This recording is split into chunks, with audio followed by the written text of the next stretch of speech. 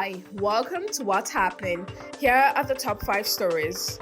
At number 1, the Independent National Electoral Commission says over 1.9 million permanent voter cards were collected for the Osun governorship election. In a statement on Thursday, INEC's National Commissioner Chairman Information and Voter Education Committee, Mohammed Haruna, said the number was derived from the total of 2,339,233 registered voters in the state. INEC reassured political parties, civil society organizations, media, and the good people of Osun State of its total readiness to conduct a free, fair, credible, transparent, and inclusive election on Saturday, 15th August 2026. At number 2, the governor of Ondo State, Lucky Aiyedatiwa, has assented to the Ondo State Electric Power Sector Law 2026, strengthening the legal and institutional framework for electricity generation, transmission, and distribution across the state. A statement by Chief Press Secretary to the governor, Prince Ebenezer Adeniyi, on Thursday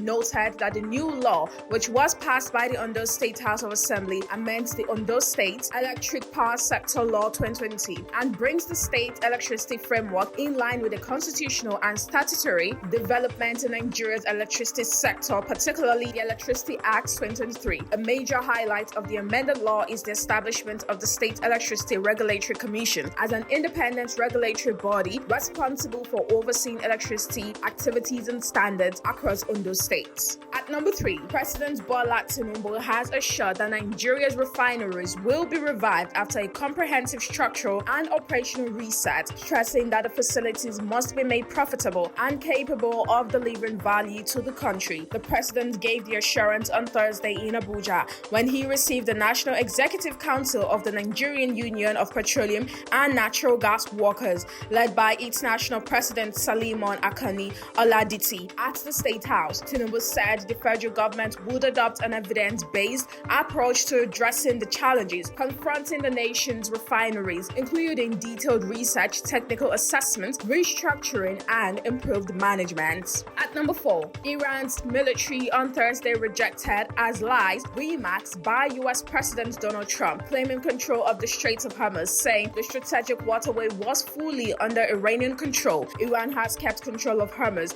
a vital energy conduit, since the outbreak of the war in the Middle East on February 28, requiring vessels to obtain permission and pay transit fees before using the waterway. In a Wednesday Truth Social post, Trump claimed that the U.S. has total control over the Strait of Hormuz. I think we will keep it. On Thursday, the head of Iran's paramilitary Basij forces under the Revolutionary Guards also said that the strait was under Iranian control. At number 5, the Super Falcons of Nigeria won't be at the 2027 World Cup. That's because the defending Women's African Cup of Nations champions fell to South Africa in the continent's playoff for the tournament. Nigeria lost to Cameroon in the quarterfinals of the 2026 WAFCON and got a lifeline via the playoff. However, on Thursday, it was South Africa who had the better of their opponent, defeating the perennial champions 2-1 to get one of the continent's tickets to the intercontinental playoffs. It would be the first time Nigeria would not be at the World Cup since the inception of the tournament in 1991. That's all for now. See you next time on What's Happening.